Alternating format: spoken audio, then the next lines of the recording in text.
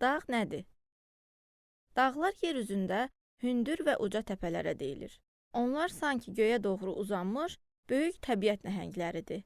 Bəzən dağların başı qarla örtülü olur. Elə bil başlarına ağ şal salıblar.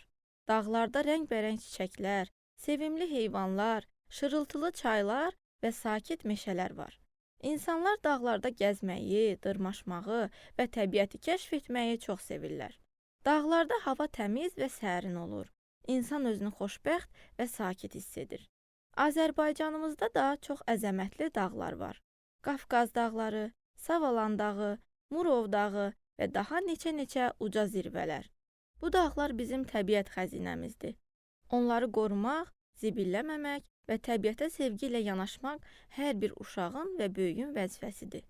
Dağlar həm də bizə səbirli, qürurlu olmağı və özünü hamıdan üstün saymamağı öyrədir.